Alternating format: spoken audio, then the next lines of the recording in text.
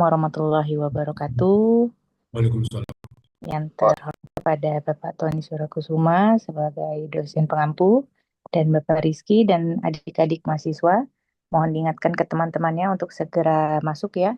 Karena kalau sudah 13.20 Ibu tidak akan joinkan untuk masuk ke dalam ruangan ya, ruangan Zoom.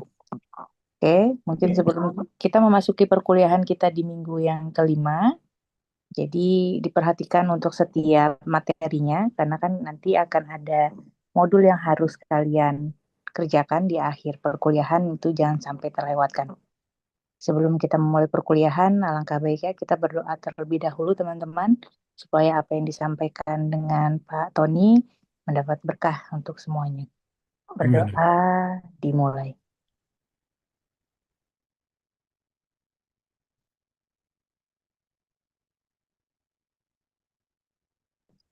Doa selesai, amin amin ya robbal alamin. Izin Bapak untuk dikembalikan ke Pak Tony. Bismillahirrahmanirrahim. Assalamualaikum warahmatullahi wabarakatuh. Terima kasih. Alhamdulillah kita eh, sampai saat ini ke materi yang selanjutnya, yaitu dasar operasi perkeretaapian atau dasar operasi kereta api ya. Kalau kita lihat dasar operasi kereta api ini memang sistem persinyalan itu bagian utama dari eh, fasilitas operasi. Karena untuk mengoperasikan kereta api itu membutuhkan fasilitas operasi. Dan di situ salah satunya sistem persinyalan adalah bagian yang utama, yang vital terkait dengan keamanan pengoperasian kereta api. Tentunya tidak hanya persinyalan ya, ada juga sebagai backup tuh, yaitu sistem telekomunikasi ya. Karena di samping persinyalan juga itu ada komunikasi antara masinis dengan petugas pengendali perjalanan kereta api. Tapi kalau menggunakan telekomunikasi kan itu berarti kan manual, artinya mengandalkan human ya, orang. Jadi kalau ada human kan ada resiko human error. Sementara kalau sistem persinyalan itu adalah menggunakan sistem, yaitu sudah berbasis komputer atau microcontroller ya di situ yang udah sistem otomatis yang memang dibuat untuk pengamanan perjalanan kereta api. Mungkin saya mulai di sini, saya coba share screen.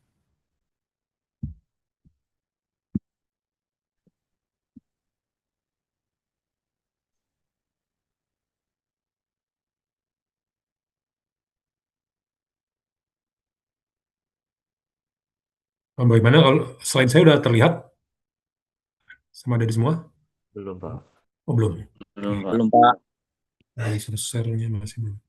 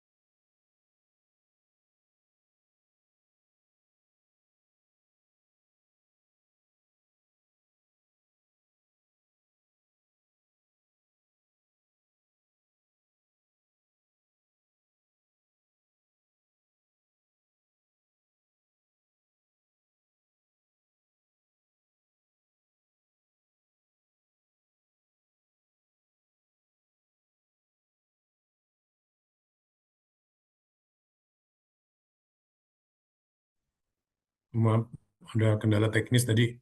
Saya share masih belum terlihat. Coba sekarang. Oh,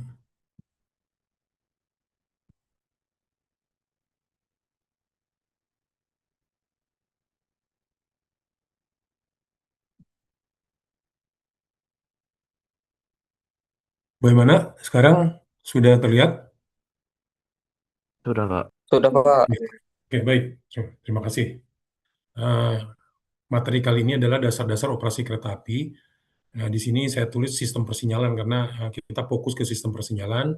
Untuk telekomunikasinya, sebetulnya hanya kalau telekomunikasi hanya komunikasi voice aja ya antara pusat kendali dengan masinis. Karena ini persinyalan itu adalah kita melayani masinis, memberikan informasi ke masinis. Hanya kalau informasinya manual atau voice itu tidak terjamin dari sisi safety-nya ya. Kalau persinyalan kan berupa aspek ya, berupa aspek merah, kuning, hijau, atau berupa informasi dalam di onboard ya, tergantung teknologi sistem persinyalannya.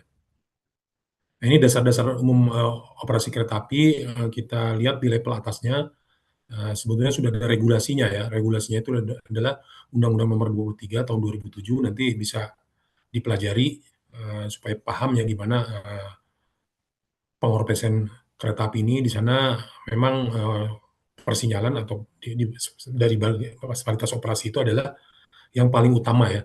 Kemudian PP nomor 56 tahun 2009 tentang penyelenggaraan perkeretaapian. Nah, kemudian di bawah juga itu di kereta api sendiri itu ada namanya peraturan dinas, ada namanya semboyan ya, itu yang apa namanya diterbitkan oleh PT Kereta Api karena saat ini eh, operator yang paling besar ya, sudah ada operator yang lain, tapi operator yang paling besar masih PT Kereta Api sehingga banyak peraturan dinas atau peraturan-peraturan yang di PT Kereta Api yang diadopsi ya untuk apa namanya penyelenggara atau operator perkeretaapian yang ada di Indonesia ya seperti MRT Jakarta, kemudian yang di Makassar Parepare ya itu operator baru yang memang baru apa namanya banyak mengadopsi eh, peraturan dinas perkeretaapian atau SOP dari PT Kereta Api ya. Ini saya ingin menyampaikan, ini komponen utama dasar operasi kereta api ya. Tadi regulasi sudah disampaikan, ada peraturan dinas, ada SOP, dan peraturan lainnya. Nah, ini yang sangat penting juga ini yang menjadi acuan adalah grafik perjalanan kereta api. Ini semua acuan persinyalan eh, itu sangat penting untuk melihat grafik perjalanan kereta api. Nanti akan dibahas untuk grafik perjalanan kereta api di slide berikutnya. Kemudian sistem persinyalan dan semboyan. Ini sistem persinyalan dan juga ada semboyan-semboyan, yaitu semboyan itu seperti ada semapur, ada eh, rambu-rambu di sepanjang jalur kereta api, kemudian ada yang terpasang juga di sarananya, dan lain sebagainya ya. Nah, di sini juga ada peralatan telekomunikasi. Nah, ini ada peralatan telekomunikasi, itu juga menjadi bagian penting, ya dianggap sebagai bagian penting, karena apa namanya untuk kondisi darurat ya di mana sistem persinyalan mungkin terjadi gangguan sehingga komunikasi dibutuhkan lewat voice antara pengendali dengan masinis. Nah, itu ada namanya radio train dispatching ya, itu radio radio lokomotif yang bisa berkomunikasi antara masinis dengan pusat kendali. Kemudian pengendali perjalanan kereta api itu adalah dari sisi apa namanya operatornya ya, SDM-nya. Itu ada yang di lokal stasiun, di stasiun itu ada ruang PPKA, ruang petugas pengendali perjalanan kereta api, terus juga ada di CTC, di CTC itu di pusat kendali. Nah ini pusat kendali itu biasanya satu lintas ya, seperti Kutoarjo Jogja itu ada satu lintas, ada CTC-nya di Kroya, itu bisa melihat satu lintas. Kalau stasiun lokal itu hanya bisa melihat biasanya sebelahnya ya, yang stasiun yang sebelahnya, atau bahkan hanya melihat emplasemennya sendiri. Ini komponen utama kita akan fokus ke sistem persinyalan setelah di slide-slide berikutnya. Tapi ini juga ini sangat penting ya grafik perjalanan kereta api untuk diketahui karena ini menjadi referensi dari bagaimana mengoperasikan sistem persinyalan dengan mengacu ke grafik perjalanan kereta api. Ini grafik perjalanan kereta api ini disusun berdasarkan kebutuhan penumpang dan angkutan barang ya. Tentunya ini dioptimalkan ya, di mana contoh misalkan jadwal penumpang itu eh, demand atau kebutuhannya itu di jam berapa, di stasiun mana, misalnya di Gambir, di Surabaya dan seterusnya ya itu ditentukan berdasarkan survei, tentunya supaya mendapatkan memaksimalkan apa namanya penggunaan ya atau penjualan tiket untuk penjualan tiket kereta api. Karena kalau misalkan kita tidak menentukan dari jadwal jam itu, tentunya kalau jadwal jamnya tidak sesuai dengan kebutuhan, terjadi gap, akhirnya penumpangnya kurang. Kemudian juga angkutan barang juga demikian. Dan di samping itu juga eh, GPK dilihat dari ketersediaan, ketersediaan sarana prasarana ya, sarana dalam ini lokomotif, lokomotifnya ada berapa, terus cadangannya, kemudian juga gerbong, gerbong penumpang yang eksekutif, yang ekonomi, dan lain sebagainya itu juga ditentukan apa namanya akan menjadi input atau pertimbangan untuk penyusunan grafik perjalanan kereta api. Juga kondisi sarana dan prasarana, karena kondisi sarananya misalkan apakah dia yang tersedia itu kecepatannya berapa, ketersediaan masinisnya juga, dan prasarananya, karena prasarana juga desain prasarananya seperti apa. Kayak di lintas Jawa itu kecepatan maksimumnya 120 km per jam, tapi mungkin banyak lengkung dan lain sebagainya, tanjakan, turunan, itu juga menentukan bagaimana kita menyusun grafik perjalanan kereta api. Juga yang penting juga dari sisi kapasitas dan lokasi depo perkeretaapian. Karena di situ juga ada parkir kereta api itu di mana, parkir itu kalau istilah di kereta api itu stabling ya. Stabling itu kereta apinya lokomotifnya disimpan di parkir di mana, gerbongnya di mana. Kemudian lokasi depo juga. Ada depo itu kalau perawatan di mana. Karena nanti dari depo masuk masuk ke depo, keluar dari depo, jam berapa itu kan tentunya harus ada slot ya di grafik perjalanan kereta api. Juga kebutuhan window time untuk waktu pemeliharaan prasarana dan lain sebagainya. Karena itu juga harus disediakan. Misalkan untuk perawatan MTT. MTT itu mesin track tamping mesin itu untuk mentemping track, karena itu juga mungkin butuh waktu 2 jam untuk kerja ya. Itu juga disiapkan, dibuat ada slotnya di GAPK. Nah, mudah-mudahan nanti adik-adik mahasiswa udah tahu ya GAPK seperti apa. Nah, ini sangat penting GPK itu juga. Juga ini yang berikutnya yang penting juga itu menjadi acuan operasi untuk menentukan persilangan dan susulan. Karena di situ ada persilangan, ada susulan. Susulan itu kereta yang tidak prioritas menunggu disusul oleh kereta kereta yang prioritas. Ini juga sangat penting dan krusial di operasi PT Kereta Api ya, di mana itu ditentukan kereta ini tuh bersilangan di mana, ada susulan di mana, dan itu sangat diawasi dengan ketat ya, karena ini penting untuk juga terkait dengan safety dan efisiensi dari operasi. Bahkan kalau ada perubahan persilangan dan susulan itu memang mekanismenya cukup apa namanya konservatif ya, konservatif di mana terjadi perubahan harus seperti apa supaya juga jangan eh, apa namanya menimbulkan dampak terhadap keselamatan perjalanan kereta api. Kemudian berikutnya juga ini dibuat sedemikian rupa mempermudah recovery apabila terjadi perubahan perjalanan kereta api. Akibat misalnya gangguan sistem cuaca, ada banjir di Semarang dan lain sebagainya ya, taspat eh, atau hal-hal yang di luar apa namanya di luar rencana ya. Kemudian juga menjadi acuan untuk menghitung kinerja pengoperasian perkeretaapian.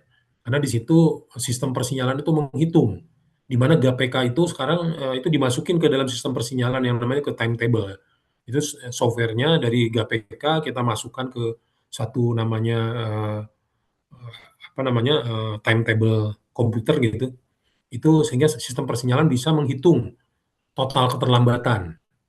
Total keterlambatannya berapa, penyebabnya apa, sehingga nanti ada dashboard kinerja operasi perkeretaapian dari waktu ke waktu ya, itu bisa terlihat penyebabnya apa, sehingga itu bisa menjadi eh, menjadi feedback bagaimana untuk meningkatkan kinerja pengoperasian perkeretaapian. Tentunya apa namanya mengurangi resiko keterlambatan ya, bagaimana caranya, continuous improvement ya, continuous improvement. Nah ini untuk grafik perjalanan kereta api sendiri, itu banyak software-software yang tersedia ya, ada salah satunya PT Kereta Api itu menggunakan OpenTrack. OpenTrack itu nama softwarenya, di mana nanti dari sana, dari hasil survei kebutuhan penumpang, angkutan barang, ketersediaan sarana prasarana, lokasi depo dan lain sebagainya itu bisa di-input di sana, sehingga nanti muncul bagaimana GAPK-nya dari Jakarta, kereta api Parahyangan Bandung Jakarta itu optimalnya jam berapa, terus nanti ditaruh di mana lokomotifnya, gerbongnya, semua itu sudah dibantu dengan software. Kalau dahulu masih manual ya, sekarang ada software membantu, tapi memang tidak menggunakan software apa namanya sepenuhnya ya. Dan itu nanti disahkan oleh grafik perjalanan kereta api itu disahkan oleh Direktorat Jenderal Perkeretaapian ya, untuk digunakan sebagai acuan tahunan. Baik, selanjutnya, nah ini sistem masuk ke sistem persinyalan, kita akan fokus ke sistem persinyalan dan semboyan, terutama ke sistem persinyalannya sendiri, terkait bagaimana kereta api ini beroperasi. Jadi kalau di materi sebelumnya kita sampaikan bahwa ada namanya blok. Jadi blok stasiun itu adalah bagaimana kereta api itu diamankan perjalanannya, dilindungi, bahwa satu kereta itu hanya boleh ada dalam satu blok. Sehingga kalau kereta ada di satu blok itu dilindungi jangan sampai kereta lain masuk, yaitu dengan persinyalan dengan sinyal yang ada di blok itu, mau sinyal di fisik di lapangan ya, sinyalnya di lapangan maupun on board, tergantung teknologinya. Kalau konvensional signaling diamankan dengan signaling yang ada di track side atau di samping track, yang dibaca oleh masinis aspek merah, kuning, hijau, atau kalau untuk teknologinya sudah train control, signalingnya sudah on board. Signaling on board itu berupa target speed, berapa kecepatan di situ yang diperbolehkan, direkomendasikan berapa kecepatan di situ, dan seterusnya ya. Jadi ada beberapa di sini kita akan sampaikan, ada blok itu kita akan bagi, ada blok stasiun, yaitu blok stasiun itu juga stasiun juga diperlakukan sebagai blok. Jadi stasiun itu berupa blok juga, tapi di stasiun itu ada spur, ada terdiri dari beberapa spur, karena ada spur samping, ada spur raya, sehingga khusus untuk stasiun nanti akan dibahas bloknya di slide berikutnya. Terus kemudian ada blok antar stasiun. Kalau blok antar stasiun itu satu blok hanya boleh diisi oleh satu kereta api. Kemudian intermediate block, nah intermediate block juga nanti ada pembahasan khusus di slide berikutnya. Ini intermediate block itu adalah penambahan blok di antara stasiun itu. Tujuannya adalah untuk meningkatkan kapasitas lintas ya, di mana kalau hanya blok antar stasiun, berarti antar stasiun itu hanya boleh satu kereta. Tapi dengan adanya intermediate block, di antara stasiun itu bisa dua kereta. Kemudian selanjutnya automatic block. Nah ini automatic block ini biasanya di antar stasiun itu, ini contohnya seperti di Jakarta ya. Di antara stasiun itu dengan adanya automatic block bisa lebih dari dua kereta ya, tergantung jumlah automatic blocknya. Nah kemudian dari situ kita akan juga ke pembahasan virtual block. Nah ini virtual block itu nanti sudah masuk signaling itu on board. Itu virtual block itu nanti dibahas secara fisik, pembagian fisik di lapangan itu ada, tapi tidak menggunakan sinyal, karena pengamanannya udah di onboard, udah di dashboardnya masinis ya, udah di dalam kabin. Ya istilahnya signaling on cabin ya, atau signaling di dalam kabin. Dan ini ada moving block. Nah ini moving block ini sudah tidak ada pembagian blok fisik di lapangan, baik di lapangan maupun secara logiknya. Tapi udah moving block ini nanti akan apa namanya, blok di depan itu akan tergantung kecepatan kereta di depannya. Jadi kereta itu bisa beriringan. Di depannya ada kereta kecepatan 60 km per jam, di belakangnya ada kereta mungkin kecepatannya 60 km per jam dengan jarak hanya 20 meter atau hanya 40 meter, bisa 40 meter, bisa 50 meter gitu. Nah itu moving block. Jadi bloknya itu namanya moving, itu bloknya bergerak gitu. Kalau tidak moving kan bloknya fix. Kalau blok itu jaraknya katakanlah 700 meter, ya 700 meter. Tapi kalau moving block itu bisa 100 meter, bisa 50 meter, bisa 700 meter gitu. Itu diatur oleh sistem interlocking yang sudah apa namanya train control ya, dan sudah advance biasanya. Kita masuk ke blok station. Ini adalah blok untuk masuk stasiun ya. Ini pengamanan perjalanan kereta api di emplasemen stasiun.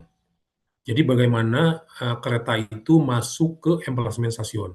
Biasanya emplasemen stasiun itu terdiri dari lebih dari 2 sepur ya. Artinya ada 3 atau 4 ya. Sehingga dengan adanya 3 atau 4 sepur, itu memungkinkan di sini daripada blok stasiun diperbolehkan lebih dari 1 kereta api untuk masuk ke blok itu. Karena kalau misalkan kereta api yang pertama kita masukkan ke sepur 1, kita masih punya 1 sepur lagi yang bebas, yang kosong. Itu tinggal motor weselnya diarahkan ke sepur yang lain, sehingga masih bisa menerima memasukkan kereta yang berikutnya masuk ke sepur 2. Nah, ini khusus untuk blok station ya. Kemudian pengamanan bloknya berupa fisik sinyal muka 2 aspek hijau kuning dan sinyal masuk 3 aspek merah kuning hijau. Nah, ini kenapa perlu 2 sinyal? Ini ada 2 sinyal aspek hijau dan kuning. Hijau dan kuning ini semua aspeknya itu adalah aspek memperbolehkan kereta lewat sinyal itu, cuma dengan kecepatannya. Kalau dengan kecepatan hijau bisa maksimum speed, kalau kuning itu kecepatannya ada maksimum kecepatannya karena harus siap-siap berhenti di sinyal masuk yang 3 aspek. Ini untuk mengamankan blok di stasiun. Misalkan di stasiun belum aman, masih ada kereta. Sehingga yang paling memungkinkan adalah aspek sinyal mukanya hijau, aspek sinyal masuknya merah. Sehingga, aspek sinyal mukanya kuning, aspek sinyal masuknya merah. Sehingga masinis ketika melihat aspek sinyal muka itu, ini gambar ya, langsung ke gambar saja. Di sini ini ada gambar lurus ini lurus ini berarti hijau nih, aspek hijau. Boleh jalan. Tapi kalau yang diagonal itu aspek kuning. Kalau yang vertikal itu aspeknya merah. Nah, sehingga untuk block station, untuk mengamankan block station itu dilindungi oleh 2 sinyal. Blok di sini, kereta api di sini dilindungi oleh 2 sinyal, yaitu sinyal muka. Jadi ketika sinyal mukanya aspeknya kuning, itu masinis harus mengurangi kecepatan karena pasti di depannya sinyal masuknya ini akan berwarna merah. Karena namanya kereta api tidak bisa mendadak seperti di jalan raya ya, tiba-tiba kita lagi naik motor jalan, tiba-tiba ngelihat sinyal merah, terus kita berhenti, paling kan kita ngerem, paling jarak pengereman hanya 10 meter. Kita ngerem pelan aja masih bisa. Tapi kalau kereta itu nggak bisa. Kalau misalkan tiba-tiba melihat aspek merah, kecepatan keretanya itu di kecepatan 120 gitu, bisa mungkin ratusan meter berhenti. Sehingga udah terlanjur melanggar gitu sinyal. Makanya dibuatlah sinyal muka. Ini sinyal muka yang di pointer saya ini. Jadi kalau sinyal mukanya kuning, kereta melihat sinyal muka kuning, jadi dia sudah mengurangi kecepatan dan melakukan pengereman untuk siap-siap berhenti di sinyal masuk yang warna merah. Dan kemudian nanti dari sinyal masuk, ketika blok sudah aman, itu bisa dimasukkan ke sepur 1 atau sepur 2. Nah, ini jadi ketika berhenti di sinyal masuk, karena aspeknya merah, petugas pengendali perjalanan kereta api baru men-set route. Itu men-set route ke, katakanlah sepur 1 ini sepur raya. Ini sepur raya itu yang lurus ya. Kalau sepur belok itu yang sepur samping itu yang lengkung. Kalau lurus itu kecepatannya bisa Pmax. Nah, ini ketika di rute ke sepur raya, ini ada di atasnya ini simbol ini namanya variable speed indicator. Jadi kalau masuknya sepur raya, itu variable speed indikatornya ada, tidak menunjukkan batas kecepatan ya. Artinya kecepatannya tidak dibatasi ya. Nah, ini baru dimasukkan ke sepur raya. Nah, apabila petugas pengendali perjalanan kereta api itu memasukkan ke sepur samping, ini akan menyala, tergantung dari lengkungnya, radiusnya jari-jari ya, masuk ke spur samping ini apakah 3 atau lebih dari 3. 3 itu kalau muncul angka 3 berarti maksimum 30 km per jam. Karena untuk menghindari overspeed di lengkung, karena kalau overspeed di lengkung bisa mengakibatkan permasalahan anjlokan atau apa namanya anjlokan ya karena melebihi kecepatan ya, atau mungkin tidak nyaman penumpang juga bisa ya, karena desainnya tidak hanya untuk masalah safety aja, juga masalah kenyamanan daripada penumpang.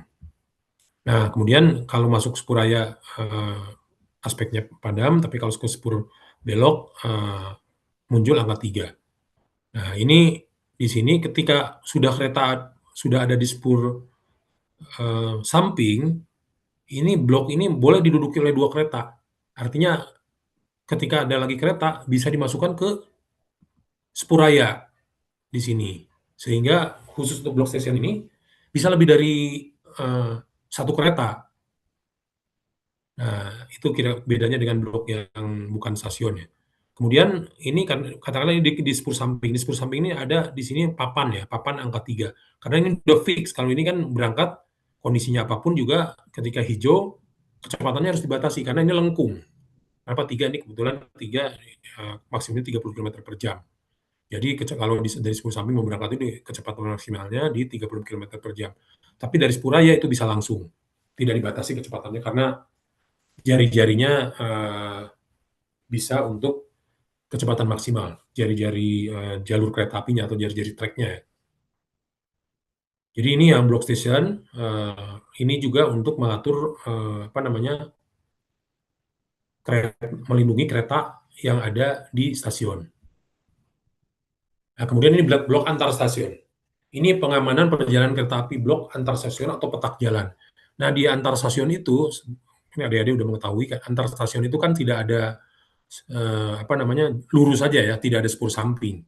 Dia lurus. Kalau misalkan double track itu ada spur hulu, spur hilir. Spur hulu itu yang jalan ke arah sebelah kereta kita itu jalannya di jalur kanan ya. Jadi kalau spur hulu itu naik ke arah, kan kalau aliran sungai itu dari hulu ke hilir. Berarti kalau namanya spur hulu itu keretanya berjalan dari kilometer tinggi ke kilometer rendah. Tapi kalau spur hilir itu kebalikannya, dari kilometer rendah ke kilometer tinggi. Nah, di situ ada, kalau double track itu terpisah antara spur hulu spur hilir. Tapi kalau single track itu satu jalur dipakai berdua, dipakai untuk jalur hulu maupun jalur hilir, sehingga harus gantian. Tapi kalau double track itu tidak harus gantian, jadi bisa bisa bersilangan di blok ya, di blok antar stasiun.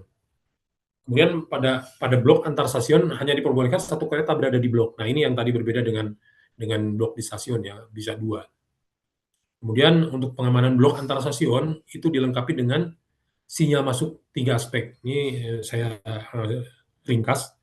Aspeknya itu R, Y, G. R itu red, Y itu yellow, G itu green. Sehingga merah, kuning, hijau. Ini sinyal masuknya bisa merah, kuning, hijau. Ini bisa menahan kereta karena ada aspek merah. Kemudian sinyal berangkatnya juga red and green, merah dengan hijau. Nah, ini juga penting karena untuk melindungi blok antar stasiun itu ada aspek kuning. Kalau ini aspeknya kuning, ini berarti sinyal berangkatnya itu warna merah. Sehingga kereta api yang masuk stasiun itu kecepatannya harus dibatasi karena harus siap-siap berhenti di stasiun. Tapi ketika aspeknya itu sinyal masuknya itu warna hijau, itu berarti sinyal berangkatnya warna hijau. Nah, karena sinyal berangkat warna hijau berarti kereta apinya itu tidak berhenti di stasiun itu, artinya kereta langsung.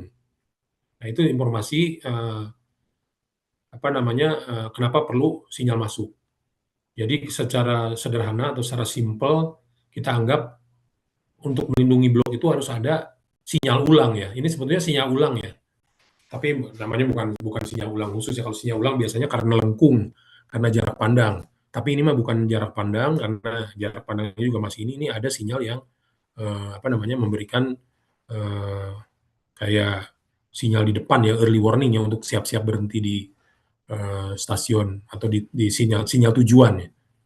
Ini sinyal berangkat itu sinyal tujuan, sinyal masuk tiga aspek itu adalah sinyal asal atau sinyal awal itu nanti kelihatan nanti di meja pelayanan ya, itu menombol sinyal masuk sebagai sinyal origin atau awal, sinyal berangkat sebagai sinyal tujuan.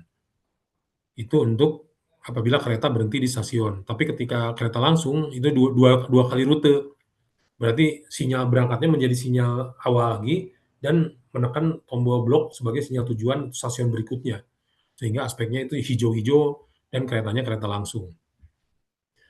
Ini sebagai blok station ini, blok antar station. Di sini apa namanya, ada stasiun A, ya kita anggap stasiun A yang sebelah kiri, itu memberangkatkan ini ada aspek vertikal itu merah, lurus horizontal ini hijau. Jadi kalau di rute ini berangkat menuju ke stasiun berikutnya, ini dilindungi, ini stasiun tujuannya adalah stasiun B ya, sinyal masuk ini tujuannya. Sehingga ketika kereta berangkat, aspek ini akan merah, akan terkunci oleh interlocking merah. Selama keretanya masih ada di petak jalan, ini tidak akan pernah bisa hijau. Karena ini logiknya oleh komputer interlocking ya. Kalaupun misalkan PPK-nya lupa merut memberangkatkan kereta, dia nggak mau apa namanya, nggak mau hijau ya, karena itu dikunci oleh interlocking.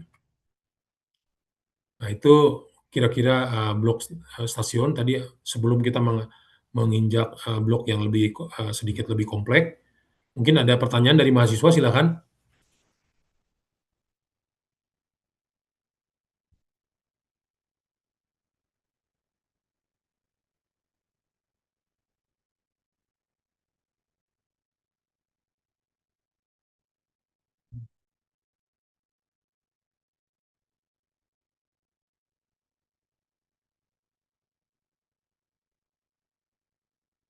Apa suara saya kan terdengar? Terdengar, Pak. Ya, barangkali ada pertanyaan, silakan. Oke, kalau Izin bertanya, Pak. oke, silakan. Sebelumnya izin memperkenalkan diri, Pak. Nama saya Brilian Denova, Pak. Eh, kenapa, Pak? Kenapa sih, Pak? Blok antar stasiunnya itu di apa jarak pengereman itu bisa termasuk ke salah satu blok antar stasiun gitu. Kenapa nggak blok antar stasiunnya itu sebelum jarak pengereman aja gitu, Pak? Oke, baik. Ini bagus pertanyaannya. Ini saya terlewat menjelaskan blok jarak pengereman. Ini jadi jarak pengereman ini adalah untuk bagaimana masinis ketika terjadi di sini itu dibuat uh, memungkinkan perubahan-perubahan, pembatalan rute. Contoh, ketika masinis berjalan, dia dari jauh melihat aspek, ya ini mohon diperhatikan pointer saya, aspek sinyal muka ini warnanya hijau, misalkan ya, warnanya hijau. Sehingga masinis uh, apa namanya, dengan kecepatan maksimal ya, karena menganggap bahwa itu sinyal apa namanya, dengan aspek sinyal hijau ini menganggap bahwa sinyal masuknya sudah aman, sudah bisa masuk stasiun. Nah, ketika keretanya berjalan sudah dekat ke sinyal muka, rutenya dibatalkan. Padahal jaraknya mungkin udah katakanlah udah 5 meter atau 5 meter udah dekat sekali kan. Begitu dibatalkan, masinisnya kan, oh kok terjadi perubahan nih. Tadinya hijau, sinyal masuknya itu aman, bisa dilewati, ternyata dibatalkan. Atau ada sesuatu kondisi yang harus membatalkan ya. Sehingga apa yang terjadi? Masinis itu harus melakukan pengereman. Nah, inilah makanya dibuatlah jarak pengereman. Jarak pengereman di sini namanya service break. Bukan emergency ya. Karena kalau emergency itu udah tidak nyaman penumpangnya ya. Ketika ngerem, emergency itu tidak nyaman dan membuat juga kerusakan-kerusakan ya. Apa namanya? Misalkan rodanya bisa aus, bisa benjol rodanya ya. Nah, ini dibuatlah jarak pengereman. Ini jarak pengereman itu ditentukan jarak dari sinyal jarak dari sinyal muka ke sinyal masuk. Itu biasanya jaraknya di 1,1 kilo atau 900 meter ya. Jadi masinis masih punya waktu ketika rem, diremnya 20% aja gitu. Pengeremannya 20% atau dengan 30%, itu masih kekejar berhenti di depan sinyal masuk. Karena sinyal masuknya udah pasti aspek merah. Nah itu tadi yang terkait jarak pengereman itu pertanyaannya bagus. Itu fungsinya jarak pengereman. Tadi pertanyaannya gimana? Apa menjawab itu atau gimana? Sebenarnya lebih ke ini sih, Pak. Kenapa jarak pengereman itu bisa masuk ke blok antar stasiun gitu, Pak? Kenapa nggak blok stasiun itu cukup dari sinyal stasiun sebelumnya sampai depan sinyal mukanya aja gitu, Pak? Nggak perlu sampai ke sinyal depannya lagi gitu. Nah, ini tergantung ini apa namanya definisi dari track block ya. Ini kalau ini track block ini dibuat ini jarak pengereman ini karena di sini mulai dari masinisnya melakukan pengereman. Masinis melakukan pengeremannya kira-kira di sini. Nah, kalau bloknya sendiri, definisi blok itu sebetulnya blok itu sampai ke ada overlapnya di sini. Jadi kalau misalnya ini ada kereta masih ada di sini, masih ada di apa namanya, masih ada di sesudah blok antar section ini masih dihitung sebagai bagian blok. Kenapa? Nah, ini penting nih diperhatikan. Di sini itu masih dicek sebagai bagian daripada blok. Kenapa? Karena ini terjadi apabila terjadi masinis berjalan melewati sinyal mukanya masih hijau. Ketika berjalan ini masih hijau berarti kan masinis melewati sinyal muka udah tampak kelihatan ini sinyal masuk. Nah, sinyal masuknya kuning tentunya ya. Katakanlah sinyal masuknya kuning karena harus berhenti di jalur kereta ya. Nah, ketika masinis itu berjalan dengan kecepatan tentunya aspek kuning, karena jaraknya itu dari sini sekitar 1 kiloan. Nah, ketika melihat aspek sinyalnya kuning, masinis kecepatannya katakanlah 40 km per jam. Tapi ketika dekat sinyal masuk, tiba-tiba dari kuning berubah menjadi merah. Karena ada sesuatu hal ya, ada sesuatu hal jadi merah. Misalnya tiba-tiba bisa aja ada langsiran, ada pergerakan langsir atau apa yang membuat trek ini terduki. Nah, ini itu dikasih namanya overlap track. Nah, overlap ini harus clear, baru sinyal ini bisa apa namanya aman ya. Aman itu bisa hijau atau bisa kuning. Kalau hijau itu langsung, kalau kuning itu berhenti di kereta. Makanya di sini jarak pengeremannya dimasukkan di situ. Nanti di sini juga ada perhitungan jarak pengereman, yaitu ketika aspek itu berubah. Karena berbeda. Ini prinsipnya begini. Kalau kita di jalan raya, begitu kita lagi kecepatan berapa, katakanlah kita ngelihat aspek sinyal warna aspek traffic light-nya warna hijau, kita kecepatan tinggi, kan ada counternya tuh, berkurang tuh. Jadi kita bisa menghitung, wah ini berapa lagi nih, berapa detik lagi nih. Nah, tapi ketika misal mendadak merah, kan itu ngerem. Tapi kalaupun ngerem juga masih jarak pengeremannya kan mungkin mengganggu kenyamanan ya. Tapi jarak pengereman kan masih jalan raya masih mungkin 10 meter atau 5 meter gitu dengan pengereman mendadak ya. Tapi kalau di kereta beda. Nah, sehingga kalau terjadi perubahan aspek, itu ada namanya di belakang sinyal itu ada overlap. Itu menjaga kondisi emergensi. Dan itu kalau overlap itu bisa 300 meter biasanya ya. Bisa 150 atau 300 meter itu untuk menjaga itu. Itulah kalau kaitannya dengan jarak pengereman ke blok. Di sini fokus penjelasan di sini, jarak pengereman ini adalah pengereman terkait dengan sinyal, bukan dengan bloknya ya. Jadi ini bukan bagian definisi blok, jarak pengereman itu hanya ingin menyampaikan bahwa antara sinyal muka dengan sinyal masuk itu jaraknya ditentukan oleh jarak pengereman nyaman, jarak pengereman normal gitu ya. Nyaman normal, bukan jarak pengereman yang tidak normal. Kalau emergency itu kan tidak normal ya.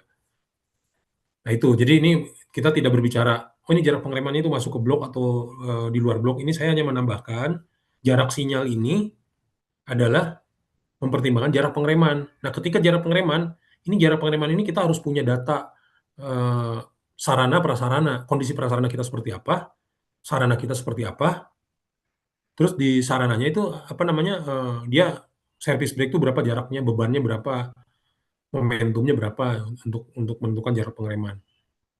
Juga di sini jarak pengereman juga ini, jarak pengereman atau jarak antar sinyal ini, jarak antar sinyal ini, jarak pengereman ini juga ditentukan oleh geographical, jalur. Karena kalau geografik jalurnya itu turun, itu membuat jarak pengereman juga makin panjang. Kalau naik, ya itu memang, naik jarak pengeremannya makin pendek ya.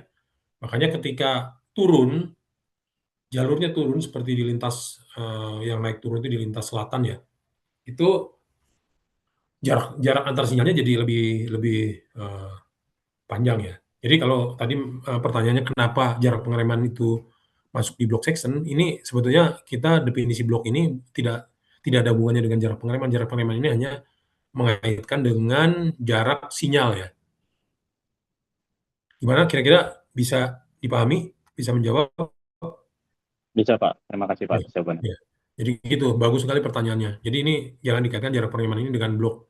Kalau definisi blok antar stasiun itu Kak, saya hanya ingin apa namanya, menjelaskan bahwa di blok ini hanya boleh ada satu kereta gitu. Itu intinya kira-kira. Oke, lanjut. Nah, ini kita masuk ke intermediate block. Nah, ini intermediate block itu, kebutuhan, operasional. Wah, ini apa namanya, kita harus menaikkan nih kapasitas angkutnya.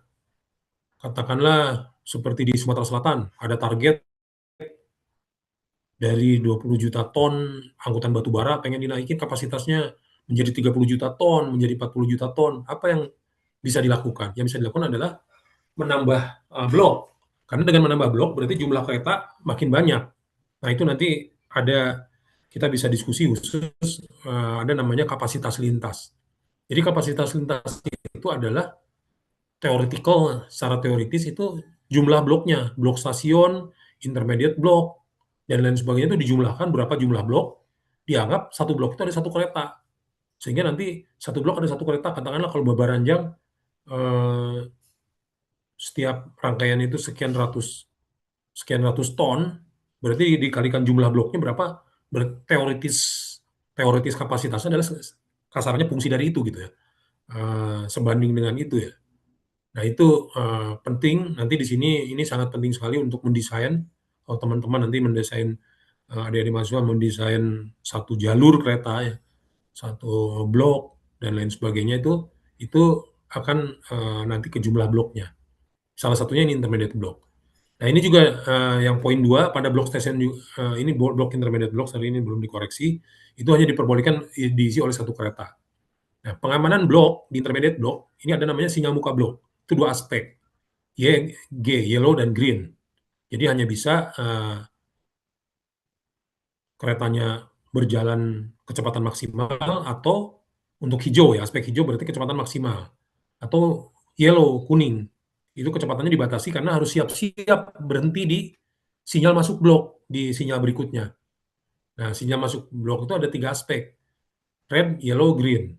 Nah, kalau red merah berarti kan itu kereta ditahan di sana. Meskipun sangat jarang ya kereta ditahan di blok, sangat jarang. Karena di blok itu nggak ada apa namanya, nggak ada petugas. Itu blok itu hanya lurusan aja kiri kanan bisa sawah, bisa jurang atau bisa apa kan. Itu, sinyal blok itu tidak ada stasiun, beda dengan di stasiun itu ada petugas ya. Nah, itu 3 aspek karena bisa menahan, rem. Terus ada yellow, kalau yellow itu, kuning berarti kereta ini siap-siap berhenti, tidak boleh belum siap-siap berhenti di sinyal, masuk stasiun berikutnya kalau di berikutnya itu ada sinyal masuknya.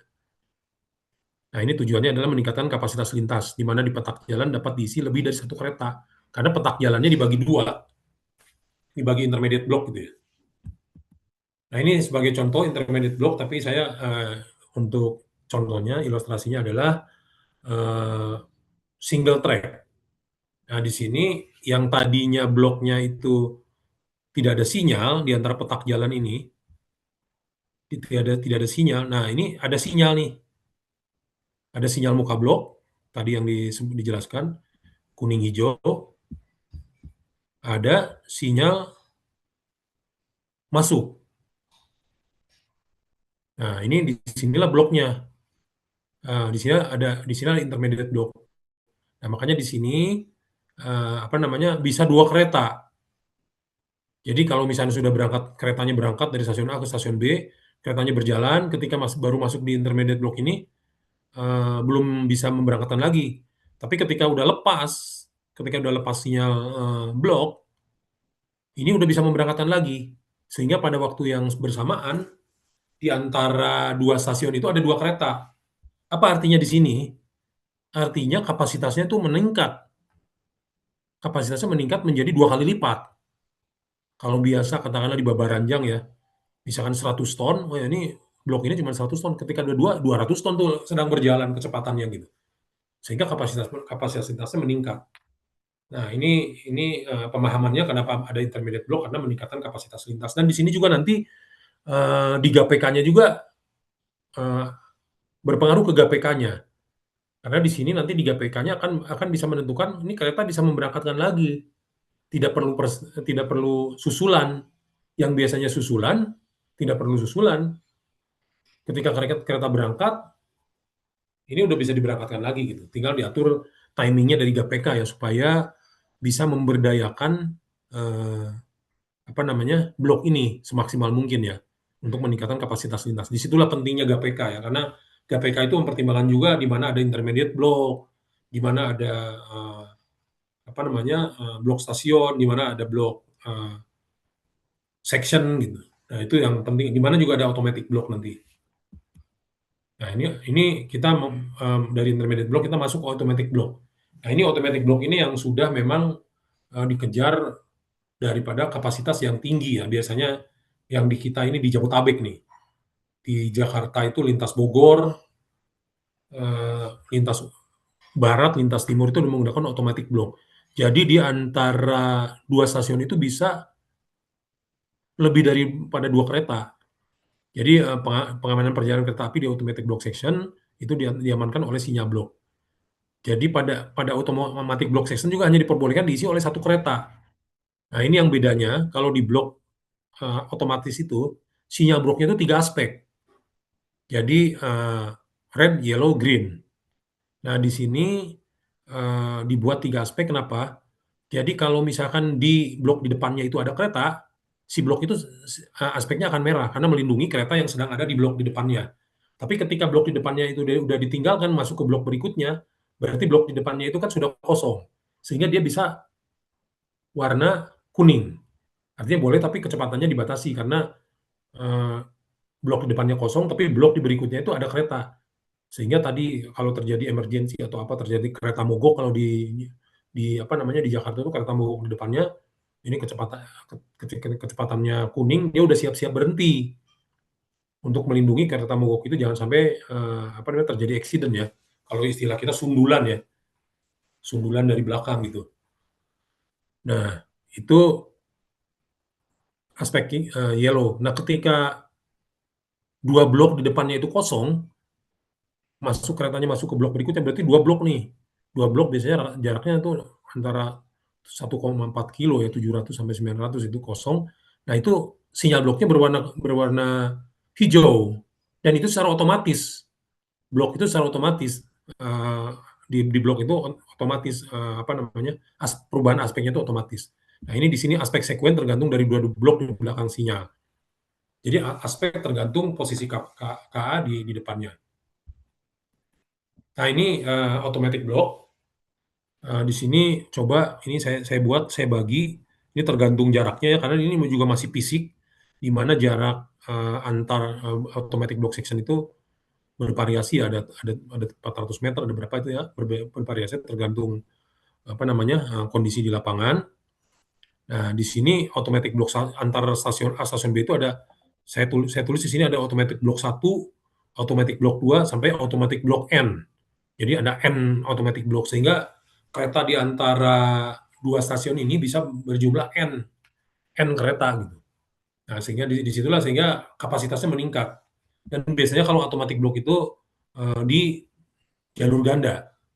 Jadi ada yang spur hulu, spur hilir. Dua-duanya apa namanya menggunakan automatic block. Ini contohnya, implementasi ini contohnya di Jabodetabek ya, lintas Bogor, lintas Barat, lintas Utara yang ke Tanah Abang itu menggunakan automatic block. Nah, ini juga sama, ini dihitung jarak pengereman karena apa namanya, aspeknya kalau terjadi perubahan aspek itu masih dalam jarak pengereman ya. Ketika mata masinis melihat aspek, itu butuh butuh jarak untuk berhenti ya, tidak bisa langsung. Itulah pentingnya di kereta api dengan di eh, apa namanya di jalan raya berbedanya di sana. Oke, sampai automatic block ada pertanyaan?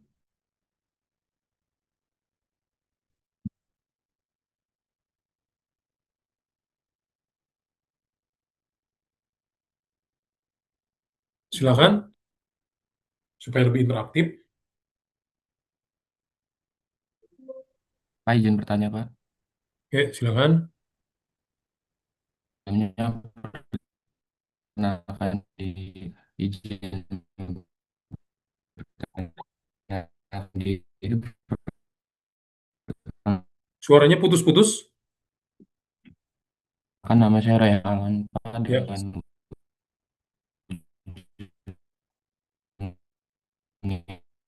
ini suaranya putus-putus, tidak terkopi.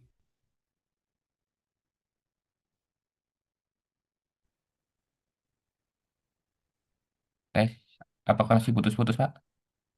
Nah, sekarang udah nggak.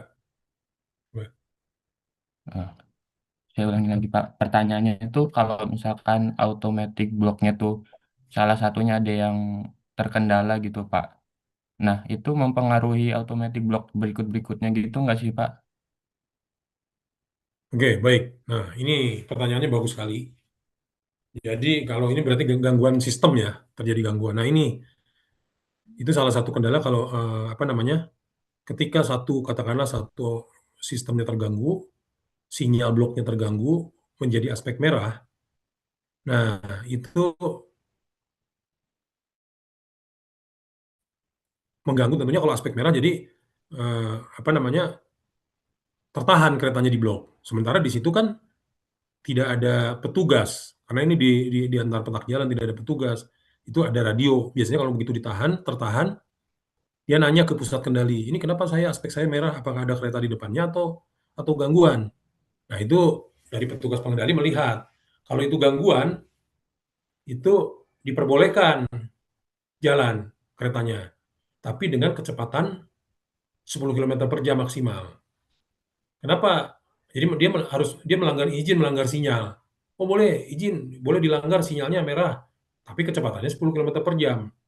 Kenapa 10 km per jam? Karena kalau kecepatan 10 km per jam, begitu ngelihat di depannya ada perintang atau ada kereta mogok misalkan ya, masih sempat ngerem gitu. Kalau seandainya terjadi apa namanya istilahnya, mungkin miskom ya, ternyata ada kereta mogok di depannya, ya itu masih bisa ngerem. Nah, tapi ketika apa namanya nanti berjalan kecepatan 10 km per jam sampai akhirnya menemukan sinyal blok berikutnya. Kalau kalau sinyal bloknya merah, harusnya sinyal berikutnya itu kan merah juga ya. Tapi ketika dia melanggar sinyal karena sudah izin dari pusat kendali ya lewat radio. Ketika lewat masuk di depannya, oh sinyalnya sudah normal kuning, ya normal lagi kecepatannya. Jadi gitu kalau tadi pertanyaannya itu mengganggu sinyal itu aja yang satu terganggu.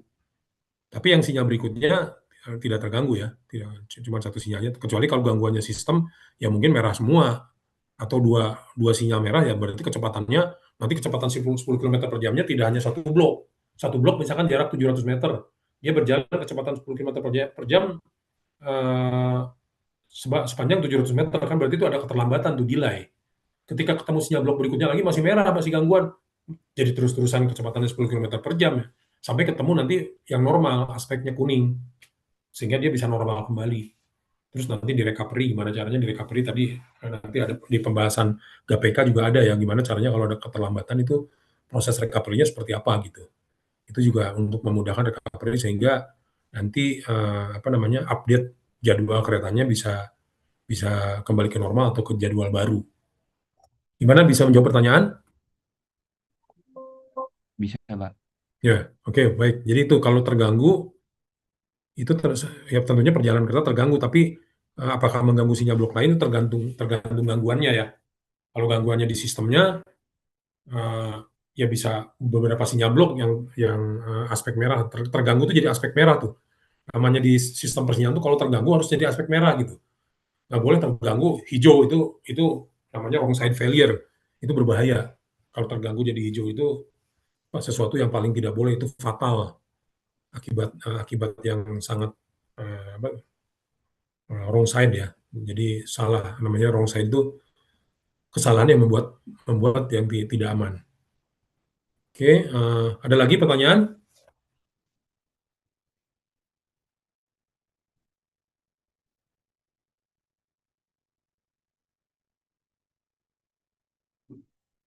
Jadi ini dengan adanya multiple block section ini namanya automatic block, multiple block section. Jadi di sini bisa yang biasanya di petak jalan itu satu kereta, ini bisa N kereta, keretanya bisa banyak. Tapi ini juga tentunya blok juga dibatasi ya, karena block section itu juga harus mempertimbangkan panjang rangkaian. Nah ini panjang rangkaiannya berapa? Kalau panjang rangkaiannya 300 meter, ya block sectionnya harus lebih dari 300 meter gitu. Itu juga harus dipertimbangkan panjang rangkaian, ya nggak bisa kita membuat block section yang lebih pendek daripada panjang rangkaian ya, karena kalau lebih pendek kan tidak meningkatkan kapasitas lintas. Karena satu kereta kok bisa menduduki 2 blok gitu. Oke, kemudian ini kita berbicara virtual block. Nah, ini apa namanya, apa virtual block? Kalau namanya virtual itu kan semu, nggak kelihatan. Nah, ini kalau khusus untuk virtual block, ini kita udah berbicara signal on board. Jadi pengamanan perjalanan kereta api itu pada blok tanpa fisik sinyal di blok, tapi ada di on board. Nah, ini kalau namanya signaling on board, pernah di sesi-sesi awalnya Pak pengenalan peralatan indoor ya, itu ditampilkan dashboard ya. Dashboard itu berupa target speed. Jadi target speed-nya ada maksimal, atau misalnya maksimalnya 120, dia jarumnya menunjukkan ke 120, berarti masinis boleh ngegas sampai 120. Tapi di kondisi tertentu dia misalkan 60. Itu maksimum 60. Kalau lebih dari 60 dia ngerem sendiri kan, udah braking force, jadi dipaksa oleh sistem untuk ngerem. Jadi itu masinis bisa kena sanksi itu kalau misalkan melebihi kecepatan, dan batas kecepatannya itu ada di dashboard. Nah ini yang poin berikutnya adalah itu virtual block itu pada definisinya itu pada interlocking. Tapi fisik di lapangannya juga ada. Jadi fisik di lapangannya pembagiannya dari batas ini itu ada bloknya. Jaraknya sekian, ini blok di sini, tapi itu ada di logiknya, di logic interlocking. Di lapangan juga mungkin ada berupa section-section ya, tapi tidak ada sinyalnya gitu.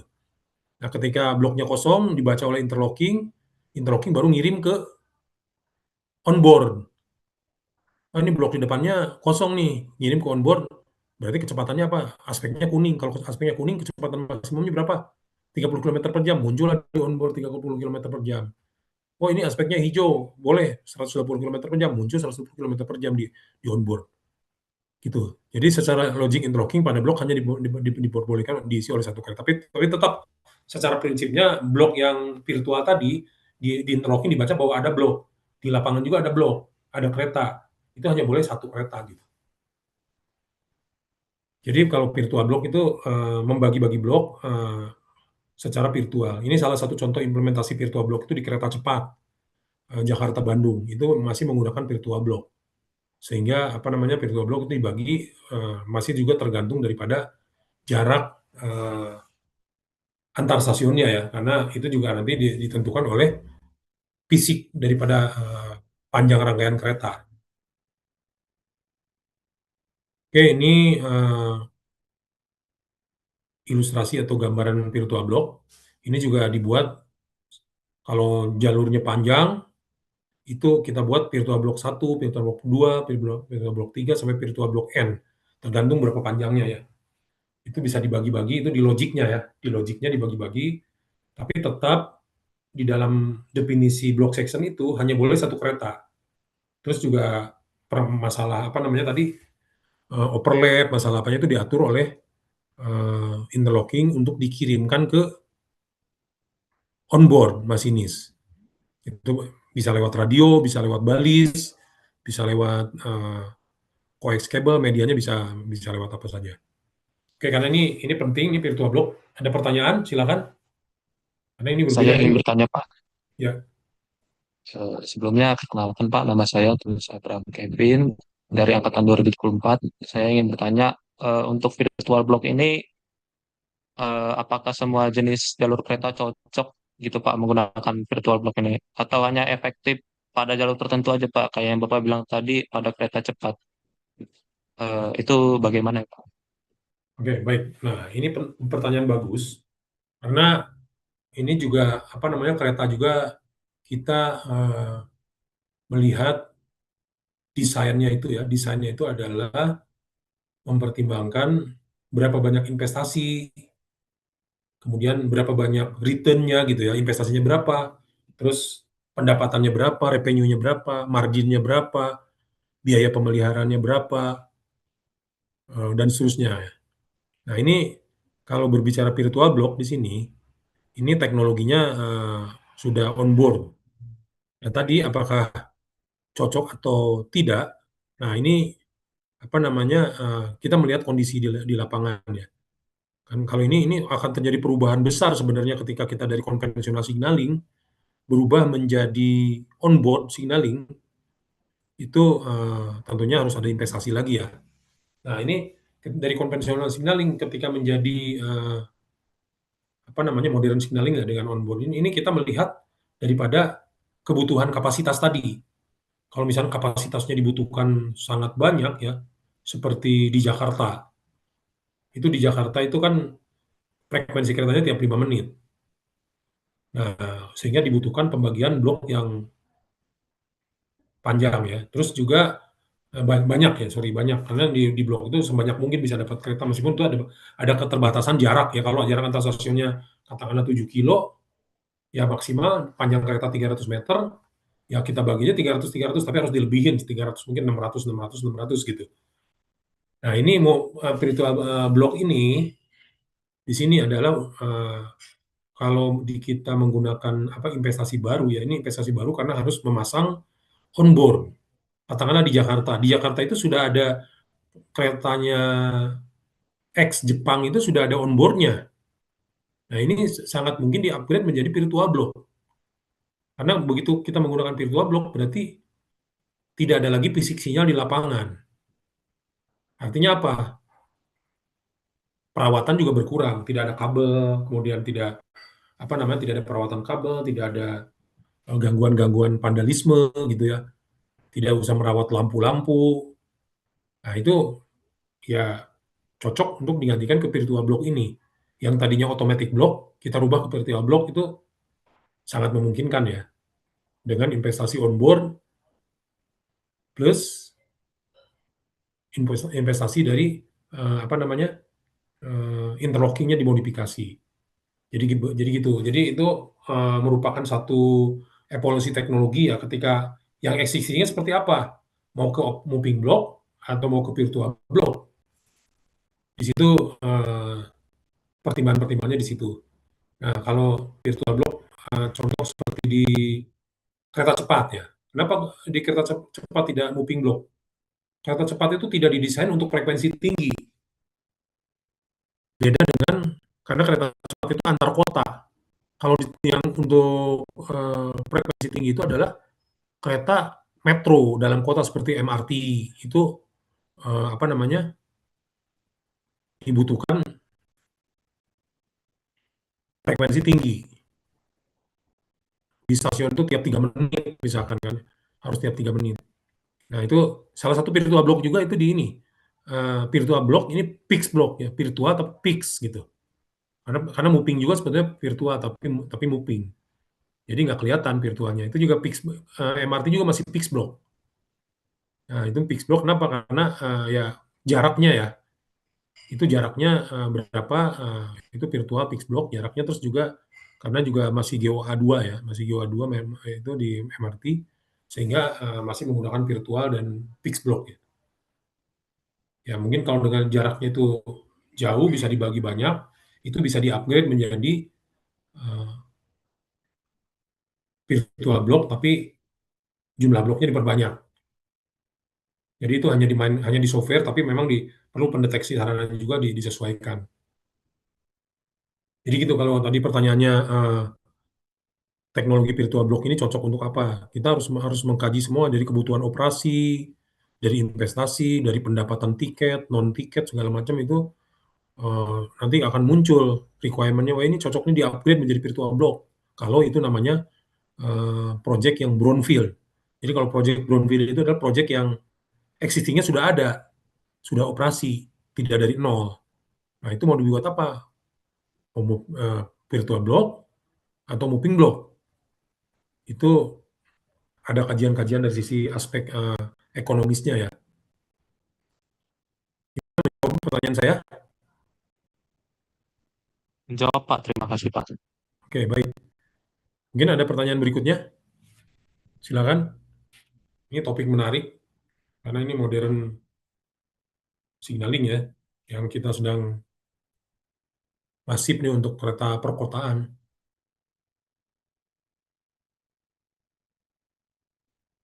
Nah ini virtual block ini juga sangat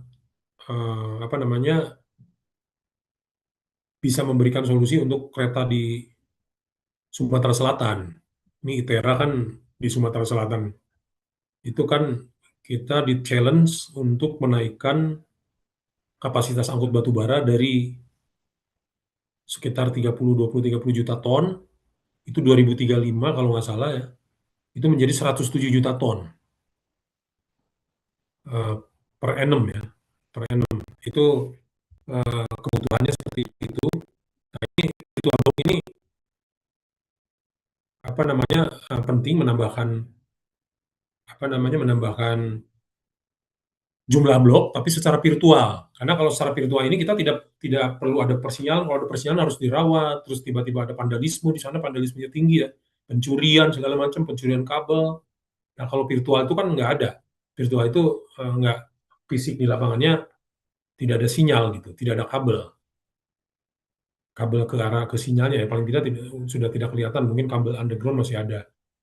Nah itu salah satu alternatif solusi juga untuk di persinyalan di Sumatera Selatan ya, untuk menjawab tantangan menaikkan kapasitas batu bara menjadi 107 juta ton, 107 juta ton ya. Ini adik-adik dari perkereta ITERA ini ya tentunya nanti kalau sudah lulus kan ini akan menjadi SDM utama untuk itu ya, untuk bagaimana menjawab tantangan-tantangan meningkatkan kapasitas, meningkatkan safety dan seterusnya ya. Karena ini dengan virtual block juga ini di-upgrade juga masalah safety-nya. Karena sudah on board sehingga kalau terjadi pelanggaran sinyal, terjadi pelanggaran kecepatan, batas kecepatan ya, itu diamankan oleh sistem on board dan interlocking-nya. Juga apalagi sekarang nih virtual block ini juga dikaitkan persinyalan juga ini dengan energy management. Itu sangat cocok sekali di Sumatera Selatan ya. Karena happy hole ya. Ini istilah happy hole itu tekanan gandar 20 ton. Itu kereta berat ya, kereta berat di mana boros bahan bakar ya. Boros bahan bakar karena berat, harus ngangkut 60 rangkaian babaranjang ya. Nah, ini dengan virtual block, dengan onboard, dengan interlocking, itu kita bisa membaca kondisi geografisnya. Jadi bagaimana memberikan advice ke masinis terkait dengan kecepatan. Katakanlah di tanjakan itu harus seperti apa. Itu kan bisa ditunjukkan di situ kecepatannya segini ke sini. Nah, itu interlocking juga di samping mempertimbangkan input safety, juga safety di layer paling tinggi ya, karena itu paling utama. Nanti di bawahnya juga ada bisa layer ke energy management. Nah, ini energy management itu gimana nih? Ketika menghadapi tanjakan itu totalnya dibuka harus berapa persen? Ketika menghadapi turunan totalnya harus ditutup berapa persen? Itu bisa dibuat nanti bagaimana karakteristik daripada throttle pengereman di lokomotif itu dimasukin ke sistem persinyalan juga di layer non safety-nya gitu. Nah, ini juga challenge, ini juga topik yang bagus nih buat adik-adik mahasiswa tugas akhir. Nah, juga nanti bisa dibuat juga tidak hanya ke energi manajemen, tapi ke eh, spare part manajemen, ke consumable manajemen. Karena begitu nanti mempertimbangkan aspek safety-nya tentunya yang pertama, terus dipertimbangkan aspek daripada geographicalnya, aspek daripada rolling stock-nya, sehingga dibuat nanti display di onboard masinis itu tidak hanya untuk sinyal, tapi ditambah lagi energi manajemen terkait kecepatannya dan pengeremannya itu mempertimbangkan kondisi supaya menghemat katakanlah brake pad-nya.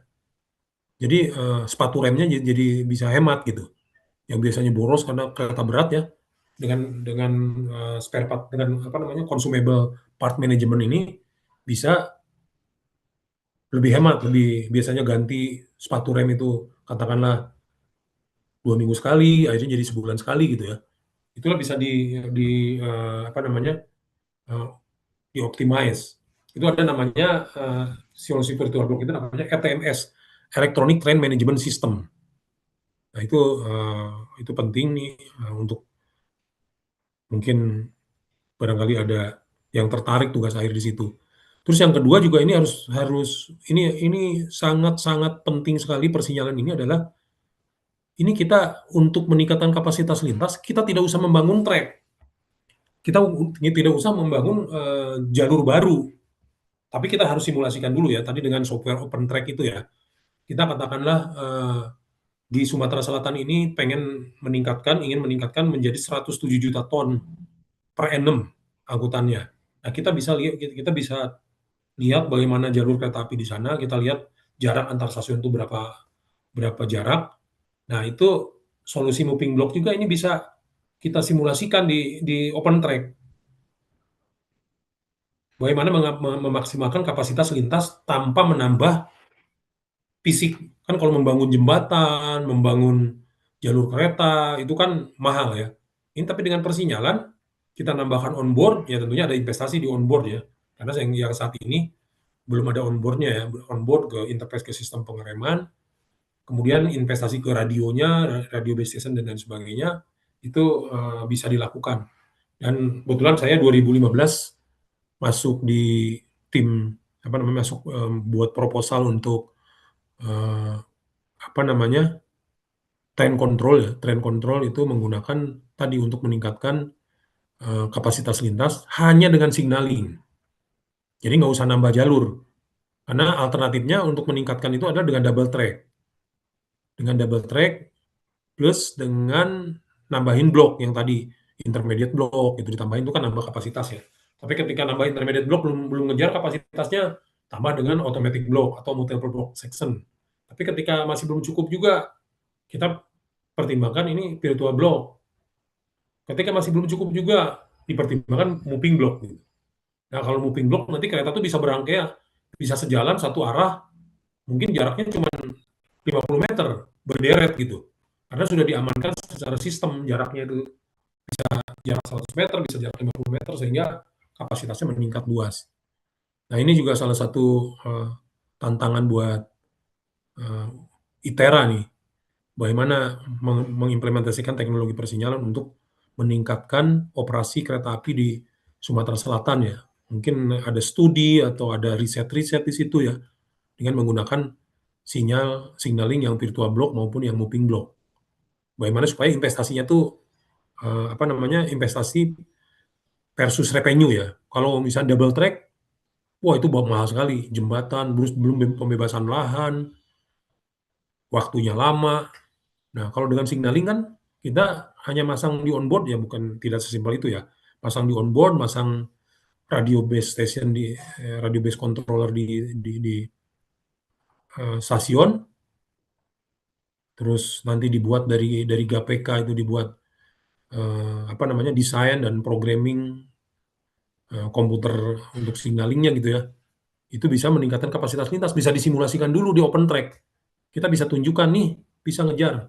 Seperti kita juga dulu waktu 2015 gitu. Kita simulasikan itu bisa meningkatkan, waktu itu challenge-nya itu meningkatkan menjadi 20 juta ton. Kita melihat bahwa ini nggak perlu apa namanya nggak perlu investasi jalur ganda. yang mahal, jembatan. Kalau jalur ganda kan jembatannya juga harus ganda gitu loh. Nah, kalau dengan signaling bisa lebih efisien. Cuman waktu itu proposal kita masih belum berhasil ya. Tapi ke depan ini bisa studi-studi itu bisa dilakukan dari ITERA. Oke, ada pertanyaan yang lain lagi? Moving block dan mungkin ada yang Bapak, sebelumnya. saya izin Bapak. Ya, silakan. Perkenalkan, nama saya Suci dengan ujung NIM 09. Izin bertanya, untuk sistem virtual block ini apakah ada kemungkinan terjadi kesalahan pembacaan posisi kereta? Terus mekanisme pengaman seperti apa sih yang seharusnya dimiliki sistem ini untuk mencegah kecelakaan? Terima kasih Bapak. Oke, baik. Nah, kalau kesalahan pembaca posisi kereta itu adalah bagian daripada pital. Pital jadi tidak boleh salah. Jadi nggak mungkin di dunia ini ada yang absolut tidak boleh salah. Salah boleh, tapi harus aman gitu. Tidak boleh salah, tidak aman. Oke, katakan terjadi pembacaan yang salah. Misalkan pembacaan yang salah dalam arti apa? Ini di virtual block ini, katakanlah di depannya itu eh, tidak ada kereta, tapi dibaca ada kereta itu boleh. Artinya apa? Begitu tidak ada kereta dibaca ada kereta, berarti kan kereta yang sebelumnya itu terpaksa harus berhenti, mengganggu operasional. Itu fail safe-nya di situ. Tapi kalau kesalahan katakanlah di depannya itu ada kereta dianggap tidak ada kereta itu nggak boleh. Dan disitulah namanya sistem interlocking-nya harus disertifikasi. Ada proses sertifikasi namanya salah satunya dari Senelec-nya, SEAL 4, jadi Safety Integrity Level 4. Jadi kejadian seperti itu hanya diperbolehkan dihitung dari ada metodologinya, menghitung kesalahan yang membuat namanya wrong side ya, itu sangat kecil sekali, saya lupa 10 pangkat minus 9 atau 10 pangkat minus 12 ya, dari sisi apa namanya statistiknya ya. Itu harus dihitung, jadi tidak sembarangan di sini. Tadi kalau ada kesalahan boleh salah, tapi kalau salah itu dalam keadaan aman. Cuman kalau salah keadaan aman, itu mengganggu operasional kereta. Jadi kemungkinan semua sistem itu nggak ada yang sempurna, tidak ada gangguan, tidak ada kesalahan, tidak ada. Tapi di sini boleh salah, tapi harus aman. Nah, kalau misalkan itu juga absolut juga tidak ada, tidak bisa juga. Ada juga kesalahan yang membuat tidak aman, tapi itu probabilitasnya 10 pangkat minus sekian gitu ya. Ini ya, saya harus lihat referensi ya, berapa di situ ada perhitungan statistiknya. Jadi gitu. Jadi kalau di sini terjadi gangguan, kalau tadi di automatic block atau di intermittent block begitu ada gangguan, masinis melihat aspek sinyalnya di luar merah, sehingga dia harus telepon pusat. Ini kenapa aspek saya merah? Oh, Anda jalan aja karena ini hanya gangguan. Sebenarnya di depan nggak ada kereta. Tapi sesuai dengan SOP, jalannya harus kecepatan 10 km per jam. Karena apa? Karena dikhawatirkan ada salah komunikasi. Mungkin namanya petugas pengendali kereta api juga kan manusia kan, dia mengatakan tidak ada kereta padahal di lapangan ternyata ada. Makanya kecepatannya 10 km per jam. Kalau ada kereta di depannya, ketika kecepatan 10 km per jam masih masih bisa ngerem, masih bisa menghindari apa namanya accident gitu. Itu tadi terkait dengan masalah kesalahan ya. Ada yang lain? Bapak, saya izin bertanya tentang virtual block juga nih. Kan Bapak Ya. sempat lebih ke tantangannya tuh karena mahal. Mahalnya tuh berapa kali lipat sih Pak? Soalnya kan kata Bapak juga sempat bilang padahal untuk long term bisa efisien dari mungkin energi, efisien dari biaya anggaran, biaya low maintenance sama banyak hal lah ya. Banyak plusnya gitu. Berapa kali lipat emangnya Pak? Ya, oke, baik. Nah, ini kita berbicara, kalau pertanyaan nilai investasi itu berbicara kita brownfield. Kalau brownfield itu artinya existing itu sudah ada persinyalannya, sudah ada operasi kereta. Atau greenfield. Kalau greenfield itu adalah sama sekali belum ada kereta. Contoh seperti di Makassar Parepare, itu kan dari lahan kosong, sawah, kita membangun ya.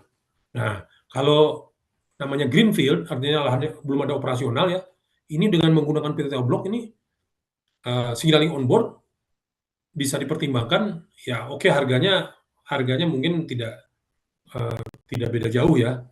Tapi dari sisi maintenance cost-nya jauh lebih murah. Kenapa? Karena di lapangan tidak ada sinyal, tidak ada kabelnya jadi berkurang. Tapi ya teknologinya makin meningkat kan gitu. Terus safety-nya juga meningkat. Karena kalau kita menggunakan signaling konvensional sudah mahal tapi tidak ada ATP. Ketika melanggar sinyal itu bisa terjadi accident. Ketika masinis ngantuk bisa jadi accident. Ya terus ya juga tadi yang energy management dan lain sebagainya ya. Nah ini kalau kita berbicara greenfield. Kalau berbicara greenfield ini kebanyakan kalau udah greenfield ini orang memilihnya menggunakan signaling yang sudah advance ya dengan yang trend control ya, dengan onboard. Karena kalau dilihat dari sisi visibility ekonomisnya itu akan ini ya, akan apa namanya? Lebih menguntungkan ya, karena menguntungkan itu kan dilihat dari sisi berapa investasi, berapa kapasitas yang didapat, berapa biaya pemeliharaan dan seterusnya. Itu kalau yang greenfield. Nah, sekarang yang brownfield. Nah, sekarang kalau yang brownfield itu kan brownfield bisa nggak? Ini ada teknologi virtual block yang brownfield yang seperti yang pernah kami ya di waktu dulu tim kami ini usulkan ke KAI itu brownfield tapi dengan overlay. Artinya overlay itu apa? Overlay itu ditambahkan ke sistem yang existing. Jadi sistem existingnya itu tidak dibongkar gitu. Itu juga ada solusi seperti itu. Jadi ditambah interface ke interlocking yang ada, sedikit modifikasi sehingga bisa dibuat virtual block tapi tentunya harus menambahkan dari sisi onboard signalingnya. Itu. Nah, kalau berbicara harga nih ini konvensional signaling dengan apa namanya? Modern signaling nih kalau namanya apa namanya? Greenfield ini nggak beda jauh, tapi benefitnya jauh lebih banyak daripada konvensional signaling. Sehingga yang konvensional signaling kebanyakan menggunakannya ini ya apa namanya teknologi yang sudah menggunakan onboard signaling. Itu. Jadi kalau untuk harga saya nggak bisa karena bervariasi yang produknya ada produk Cina, ada produk Eropa, kemudian juga ada produk Jepang gitu ya. Itu relatif ya kalau ini. Tapi secara secara apa namanya benefit gitu banyak kemungkinan kalau untuk greenfield untuk pembangunan baru bukan modifikasi atau upgrade itu menggunakan signaling modern akan lebih ekonomis ya. Ekonomis itu bukan berarti lebih murah ya, tapi ekonomis itu dibandingkan nilai investasi dengan pendapatan dengan ini. Makanya contohnya CBTC yang Jabodebek. Kan Jabodebek itu menggunakan CBTC. Ya karena kalau pakai konvensional signaling ya apa namanya secara ekonomisnya tidak layak ya, pasti pakai CBTC. MRT juga pakai CBTC. Nah, kan yang lain kan ini apa namanya Palembang udah menggunakan ETCS karena dia investasi baru. ETCS nanti kan bisa di-upgrade. ETCS level 1 menjadi ETCS level 2, bisa menjadi moving block, bisa menjadi virtual block, tinggal di-upgrade, perubahannya nggak banyak. Tapi ketika berbicara konvensional signaling, nah ini untuk upgrade, ini ada juga solusi yang untuk upgrade dengan mempertahankan yang existing. Jadi gitu. Oke, selanjutnya masih ada pertanyaan, silakan.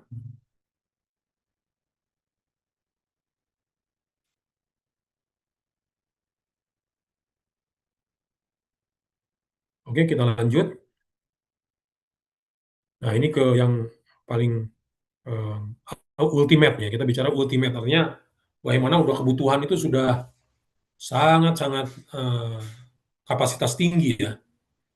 Jumlah angkutan penumpang Jakarta itu tiap komuter Jakarta itu 1,2 juta penumpang, 1,9 juta penumpang kalau nggak salah. Ini per hari ya. Nah, ini harus ditingkatkan lagi nih. Karena kalau Jakarta itu kereta komuter yang Bogor Jakarta itu vital. Kalau itu terjadi gangguan, itu bisa membuat apa namanya riot ya, bisa demo atau bisa terjadi riot ya, apa namanya isinya riot itu ya. Nah, itu yang sangat vital sehingga harus dijaga dari sisi availability-nya. Jangan sampai terjadi gangguannya harus diminimalisir. Terus juga kebutuhan penduduk naik terus tuh, kebutuhan penumpang karena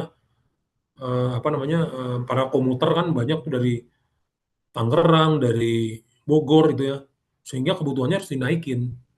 Nah, inilah salah satu solusinya adalah moving block. Nah, ini apa moving block? Nih, pengamanan perjalanan kereta api blok pada ini tidak tidak secara fisik, jadi moving bloknya jadi moving. Oh, ini sorry, ini ada keliru nih. Nanti saya koreksi. Jadi bloknya tidak secara fisik, tapi kondisional. Jadi kalau di depannya ada kereta sedang berjalan, itu kereta yang di belakangnya itu bisa bisa pergi juga dengan diamankan jaraknya. Kenapa? Karena di depan kereta katakanlah berjalan 60 km per jam. Yang di belakang juga bisa katakanlah kecepatannya 60 km per jam di bawahnya. Itu jaraknya bisa 50 meter, bisa 40 meter, itu nggak masalah, jadi bisa beriringan keretanya. Nah, kalaupun terjadi misalkan di depan ngerem, yang di belakang juga itu langsung keluar perintahnya dari di onboard-nya itu supaya ikut ngerem juga gitu. Jadi gitu, itulah sehingga membuat dari jadi satu block section itu bisa banyak kereta, sehingga bisa katakanlah kereta berhenti di stasiun itu tiap 3 menit atau tiap 90 detik gitu, bisa memungkinkan gitu. Nah, makanya di sini jarak bloknya tergantung dari keberadaan dan kecepatan kereta api di depannya. Nah, ini jarak bloknya itu nanti dihitung secara matematika oleh interlocking. Ini di depannya keretanya kecepatannya 60 km per jam. Saya di belakangnya kecepatannya 20 km per jam. Ya, kamu naikin kecepatan 60 km per jam nggak apa-apa, beriringan gitu. Tapi diamankan ketika kereta yang di depannya itu ngerem, yang di belakang juga diinformasikan harus ngerem gitu. Dan biasanya di situ memang ada istilahnya itu safety distance ya. Ada jarak safety distance, mau dikasih jarak 50 meter atau berapa itu, tapi jaraknya pendek ya, itu untuk darurat. Karena begitu itu harus dipertimbangkan gini, karena masinis juga manusia itu ada namanya response time. Ketika dia melihat perubahan informasi di onboard, dia butuh waktu 5 detik untuk bisa reaksi, mengurangi kecepatan atau apa. Atau sudah tidak pakai masinis lagi, udah menggunakan komputer, masinisnya udah menggunakan komputer, udah menggunakan ATO, udah tanpa masinis kayak di Jabodetabek, itu udah lebih ini lagi ya, udah lebih human error-nya sudah nggak ada gitu. Nah, disitulah moving block pentingnya adalah untuk meningkatkan kapasitas lintas. Dan moving block juga ini juga salah satunya bisa diimplementasikan juga untuk kereta barang, kereta angkutan bebaranjang yang di Sumatera Selatan itu juga ini studi-studi terbuka nih untuk adik-adik mahasiswa tuh. Bagaimana penerapan moving block di kereta barang di bebaranjang di sana ya, itu sangat terbuka. Kenapa? Tadi bagaimana signaling ini memberikan solusi, investasinya jauh lebih murah daripada membangun jalur baru, membangun jembatan, mahal sekali membangun jembatan dan lama waktunya. Tapi kalau dengan signaling itu kita di sana ada teknologi-teknologi yang memungkinkan moving block, itu sudah punya onboard yang standar untuk kereta lokomotif CC 206, terus itu udah standar instalasi onboard-nya ya. Radio, komunikasi radio dengan interlockingnya kita modifikasi, itu bisa memungkinkan untuk membuat moving block. Nah, inilah studi-studi inilah yang bisa membantu dari kalangan akademisi universitas ya untuk riset, membandingkan bagaimana satu alternatif solusi untuk meningkatkan kapasitas angkut batu bara di Sumatera Selatan ya, dengan signalingnya maupun dengan fisik jalur kereta. Kalau jadi double track udah jelas itu jadi fisik double track ya, tapi kan investasinya sangat besar. Nah, ini dengan signaling, tapi dengan signaling juga signalingnya harus handal, karena kalau menggunakan signaling murni itu kalau terjadi gangguan ya itu drop kapasitasnya ya. Bagaimana signalingnya juga harus handal. Kalau misalkan double track kan ketika signalingnya gangguan kan bisa manual. Karena kan bukan pengaturan bukan pengaturan waktunya. Tapi fisiknya kan berbeda gitu, jalurnya berbeda. Kalau dengan teknologi elektronik train management system itu kan itu diatur. Kereta berangkat jam berapa, terus keretanya beriringan, nanti bersilangan di mana, itu dibuat algoritmanya. nanti bersilangan di sini, ada di pintu perlintasan ini, terus nanti di ujung ada loading batu bara, kan itu ada loading unloading. Di ujung ada bongkar. Ini bongkarnya berapa lama? Nah, sehingga kelihatannya antriannya seperti apa, GPK-nya kan seperti apa dibuat sedemikian rupa. Nah, dari situlah dihitung nanti supaya kapasitas itu meningkat dengan investasi yang serendah mungkin. Nah, itu investasinya dari teknologi. Kalau namanya investasi membangun jalur kereta, membangun jembatan, bukan investasi teknologi, tapi kan investasi infrastruktur. Tapi ketika kita investasi teknologi, itu memungkinkan gitu.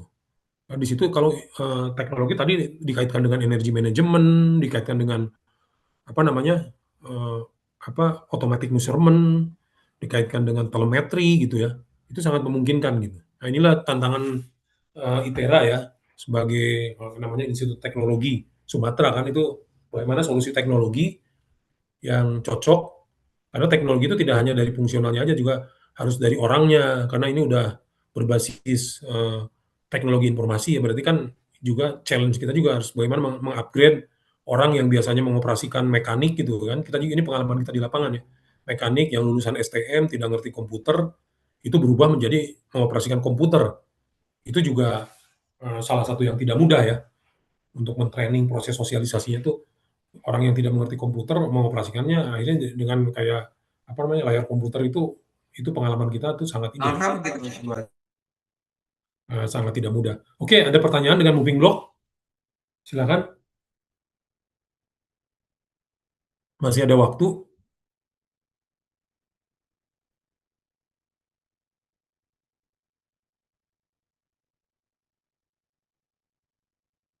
Ini moving block. Nanti saya koreksi, ini judulnya bukan intermediate block tapi moving block signal. Nah, ini kita bisa bagi, ini jarak yang putus-putusnya itu jadi berbeda-beda nih saya lihat. Saya bikin berbeda-beda. Karena jarak blok yang ada di antara stasiunnya itu dihitung oleh komputer dengan memperhitungkan kecepatan kereta api yang di depannya. Kalau kita mau masuk ke satu blok, di dalam blok itu ada kereta api, tapi blok kereta api itu kecepatannya menjauhi kita kecepatan 60 km per jam, itu diperbolehkan masuk. Tapi mungkin kecepatannya 50 km per jam gitu. Atau kecepatannya paling tidak sama, 60 km per jam. Atau mungkin lebih juga nggak apa-apa. Karena ketika mendekat nanti berkurang lagi, ada namanya speed profile. Speed profile itu direm gitu. Ini saya buat ilustrasinya, garis putus-putusnya itu berbeda-beda jaraknya nih. Tidak fix gitu. Karena ini moving, namanya moving berarti bloknya itu bisa berpindah-pindah. Dan bloknya itu bisa bergeser. Kan namanya blok itu sebetulnya jarak antar kereta. Jarak antar kereta itu dipisahkan oleh blok. Nah, ketika moving berarti itu bloknya itu berjalan ngikutin kereta gitu. Di logiknya itu di software interlocking itu mengikuti kereta. Dan di fisik di lapangannya kelihatannya apa? Kelihatannya ada kereta yang berdekatan, jarak 100 meter kereta berdekatan berjalan beriringan gitu. Tapi aman, dia masih diamankan oleh interlocking, karena begitu kan, kalau misalnya tidak diamankan, begitu kereta di depannya ngerem, kan ini bisa nyundul gitu loh. Bisa nyundul kereta yang di belakang, di depannya, kereta yang di belakangnya. Tapi dengan udah diamankan dengan interlocking, ketika ada kereta di depannya mengerem, yang di belakang juga ikut ngerem. Jadi aman, tidak terjadi accident ya, atau collision. Oke, silakan. Ada pertanyaan lagi?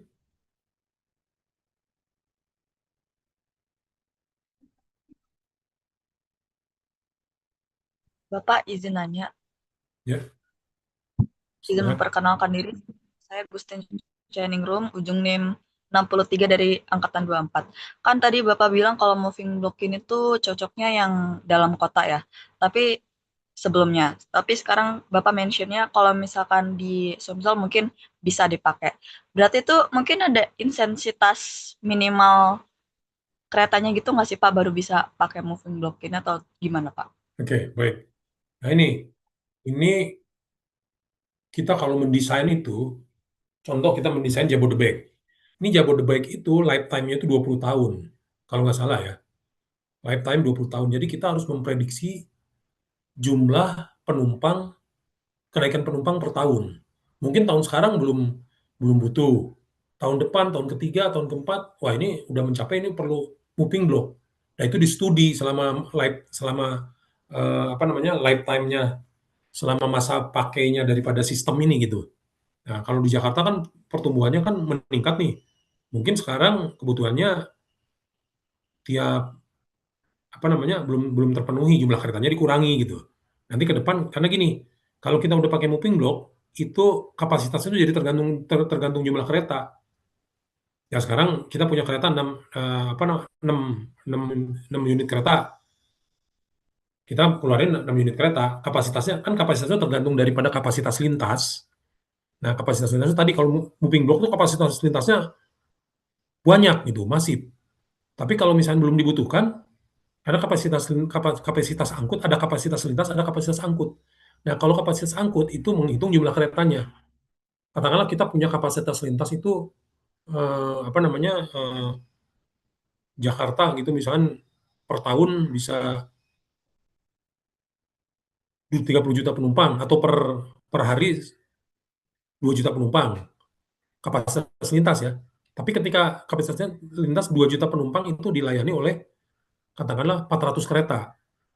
Kalau kita keluarin semuanya 400 itu tercapai 2 juta penumpang per hari. Tapi kalau kita keluarkan 100 atau 200 itu kapasitas angkutnya berkurang.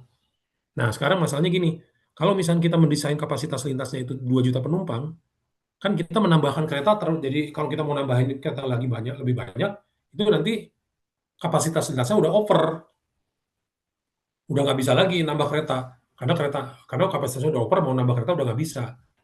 Tapi kalau misalnya bertahap, kita investasi di infrastruktur, sistem persinyalannya. Tapi keretanya karena kebutuhan kita kapasitas lintasnya cuman katakanlah dari total nanti namanya ultimate. Kita ultimate-nya misalkan ultimate itu maksimalnya ya. Ini maksimalnya kebutuhan di Jabodebek itu katakanlah per tahun itu atau per hari itu 2 juta penumpang. Kapasitas sistem ya, lintas, kapasitas sistem persinyalan. Tapi belum dibutuhkan 2 juta penumpang. Sekarang cuma 500 ribu. Ya udah 500 ribu dulu aja beli keretanya cuman katakanlah sebagian dulu. Dijalankanlah di situ. Tapi ketika kita nambah, itu tidak usah merubah persinyalannya. Mau nambah lagi 2 kereta, nambah lagi beli kereta baru, nambah lagi. Itu masih punya ruang kapasitas lintas itu kan berbicara kapasitas lintas. Kita berbicara lintas bukan kapasitas angkut. Nah, ketika kapasitas lintas itu adalah berapa jumlah kereta yang bisa beroperasi di situ maksimal gitu. Nah, kalau ketika kapasitas angkut, berapa jumlah kereta yang dioperasikan di sana? Itu. Jadi apa namanya di situ. Nah, kalau tadi kembali ke di metro itu jelas ya, pertumbuhannya jelas, penumpangnya banyak, terus juga namanya penumpang juga nunggu nggak mau lama. Di stasiun tuh nunggu, wah lama sekali nunggu, dia pengennya tiap 90 detik ada. Begitu ketinggalan kereta satu, nunggu lagi kereta berikutnya gitu. Kalau terlalu lama nunggu kan akhirnya jadi nggak laku kan, jadi kalah bersaing sama bus, mungkin kalah bersaing sama apa namanya moda transportasi lain ya. Makanya dibuat seperti itu. Jadi tadi kalau pertanyaannya itu kembali dilihat dari studi. Jawabannya ini selama 20 tahun tuh bagaimana tren tren penumpang di sana, kebutuhan diproyeksikan ke depan. Sehingga ditentukanlah, wah kalau seperti ini nanti investasi paling cocok adalah moving block. Kenapa? Karena nanti kembali modalnya itu kan apa namanya break even point-nya ya. Ini karena seperti ini break even point-nya ini. Tapi kalau misalnya kita nggak pakai moving block, begitu udah saturasi berarti harus dibongkar, diganti lagi sistem interlocking-nya kan. Itu namanya apa istilahnya? 2 kali investasi kan. Tapi kalau moving block kan nggak usah, tinggal beli keretanya doang gitu. Beli kereta lagi, beli kereta lagi. Kira-kira gitu pertimbangannya. Ini menarik sih untuk jadi studi-studi ya. Itulah sebetulnya apa namanya regulator atau operator seperti PT Kereta Api begitu ada kebutuhan, ini ada kebutuhan penumpang sekian. Selama 20 tahun trennya seperti ini. Terus lokasinya originnya dari Bogor sekian, dari Depok sekian, dari Manggarai sekian, dari ini sekian sekian, jam-jamnya jam sekian, jam sekian. Terus nanti dibuat solusinya. Inilah tim ahli atau tim studi. Oh ini solusinya pakai signaling apa nih? Moving block, fixed block, atau signaling konvensional biasa gitu. Oke, silakan kalau ada pertanyaan, ini masih ada waktu 1 menit lagi ya.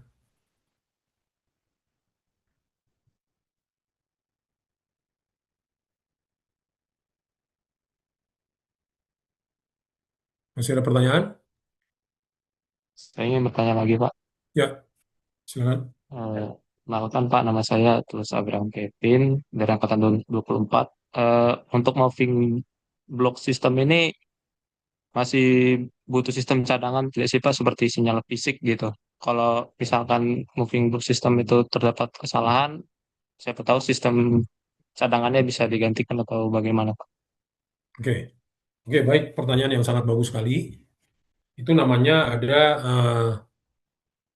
selalu meskipun moving block itu selalu ada namanya fallback. Fallback itu artinya apa? Ketika terjadi kegagalan sistem, itu tidak boleh terjadi kegagalan sistem, tidak boleh langsung stuck. Begitu kegagalan sistem, ternyata berhenti semua gitu ya, terganggu. Nah, itu nggak boleh. Jadi namanya fallback mode atau degraded mode ya. Jadi degraded mode itu kalau misalkan kayak tadi di intermediate block, begitu ada gangguan sinyal automatic blocknya merah, apa yang harus dilakukan? Masinis telepon ke PK, ini gimana merah kok nggak ada kereta, jalan dengan kecepatan 10 km per jam. Nah, ini kita berbicara dengan moving block nih. Jadi moving block yang awal ketika pertama kali diintroduce, ketika pertama kali diimplementasi, itu masih ada sinyal di track side-nya. Kenapa? Karena kalau terjadi gangguan itu ini apa namanya? Di sana itu di lapangan itu ada merah, kuning, hijau, biru. Aspek sinyal di lapangan itu merah, kuning, hijau, biru. Nah, kalau misalkan yang nyala warna biru, artinya apa? Kalau yang nyala warna biru berarti masinis itu menggunakan signaling on board. Itu berarti kondisi normal. Tapi ketika terjadi gangguan moving blocknya atau terjadi gangguan sistem apa namanya virtual blocknya gitu, itu birunya padam, jadi merah, kuning, hijau. Nah, sehingga apa namanya kembali ke signaling konvensional. Artinya apa? Secara pelayanan tidak total loss gitu. Tapi apa? Secara pelayanan tidak total loss, tapi secara kapasitasnya turun. Tapi operasional tetap berjalan gitu. Nah, itu dulu di awal-awal ya. Tapi ketika berjalan ternyata sistem backupnya itu jarang dipakai. Kenapa? Karena sudah matang, sudah mature. Sistem interlocking yang moving block ini sudah mature, jarang gangguan. Wah, ini ada backup tapi nggak pernah dipakai nih. Bertahun-tahun juga jarang, nggak pernah gangguan. Karena di sistem CBTC sendiri juga udah ada backup. Dia kan pakai redundant. Jadi kalau misalkan ada yang rusak, ada apa namanya redundant itu gini, sistemnya dua harus backup. Jadi kalau sistem A, sistem A fail, itu masuk ke sistem B. Tapi sistem B ini juga masih moving block gitu loh. Jadi tidak begitu gangguan langsung total ini sistem, kecuali kalau dua-duanya sistem A, sistem B-nya gangguan, tapi kan itu kemungkinannya kecil sekali. Makanya dibuat backup yang layer ketiga. Layer ketiga itu adalah menggunakan signaling konvensional di lapangan. Nah, ternyata sistem A, sistem B ini juga handal gitu loh, nggak pernah rusak ya. Ya artinya apa namanya, statistiknya handal lah gitu ya. Sehingga dipertimbangkan, wah udah berikutnya ngapain pakai signaling trackside? Ya ada harus pemeliharaan, barangnya dipelihara tapi nggak pernah digunakan. Kenapa? Karena sistem A, sistem B terus itu barangnya nggak pernah digunakan karena biru terus kan. Terus juga kabelnya, terus juga nanti kalau handal kayak gitu nanti bukannya rusak yang malah backupnya dulu yang rusak gitu loh. Karena backupnya jarang dipakai, backupnya dulu rusak, ketika rusak udah nggak bisa kembali ke itu. Apa nggak bisa nge-backup gitu. Jadi pertimbangannya yang berikutnya kalau pengalaman kita di apa namanya diimplementasi itu tidak dibutuhkan lagi yang ini ya, kecuali atas permintaan dari ini ya, dari apa namanya pelanggan ya. Karena mungkin pelanggannya yang kurang pemeliharaannya sehingga banyak gangguan atau sehingga masih dibutuhkan layer ketiga ya, yaitu signaling outdoor-nya. Oke, baik, ada pertanyaan lagi? Tapi waktunya udah selesai ya. Mungkin itu materi yang disampaikan ya, apa namanya terkait ini banyak operasi ini banyak ke blok. Kalau cara pengoperasiannya itu kemarin sudah dibahas, ada LCP ya di materi sebelumnya, ada LCP entry exit button gitu. Tapi secara prinsip di sini karena blok ini nanti akan masuk ke desain operasi, desain GPK, termasuk juga desain layoutnya. Bagaimana nanti teman-teman yang ada di mahasiswa perkeretaapian nanti memahami kebutuhan transportasi kereta api. Ini ada kebutuhan transportasi kereta api seperti ini dari brownfield atau dari greenfield. Oh, dari brownfield seperti ini. Bagaimana di-upgrade? Apakah dengan moving block dihitung lagi berapa kapasitas lintasnya? Nah, ini penting nih, menghitung kapasitas lintas.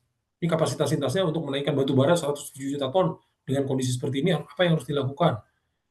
Signalingnya di-upgrade, nambah siding, nambah double track, dan seterusnya. Ini penting sekali nanti untuk praktis di lapangan nih.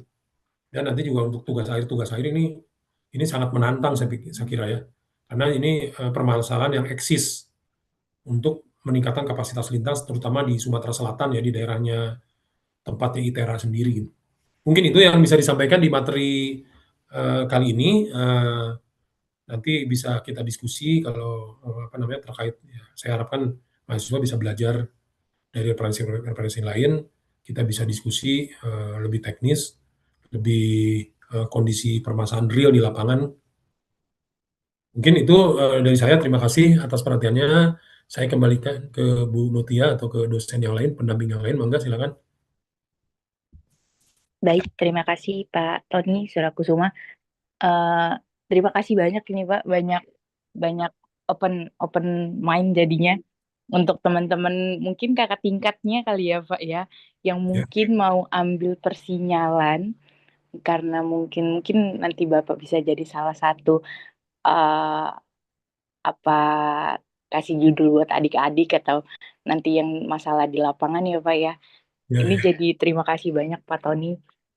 Nanti mungkin diinfokan untuk kakak-kakak mahasiswanya juga. Mungkin sudah terima kasih buat teman-teman yang sudah hadir. Ibu sudah screenshot untuk kehadirannya dan yang sudah aktif di kolom chat. Terima kasih untuk hari ini. Kita ketemu lagi di minggu depan di pertemuan ke-6 ya. Mungkin sebelum kita ini ya Lebaran Idul Fitri. Terima kasih Pak Tony. Mungkin saya tutup ya Bapak untuk hari ini. Wabillahi taufiq walhidayah. Wassalamualaikum warahmatullahi wabarakatuh. Ya, terima kasih Bu Mutia, terima kasih adik-adik mahasiswa. Terima kasih Bu. Ya, salam sehat, selamat berbuka puasa. Mohon izin lip. Ya Bapak, selamat berbuka Bapak.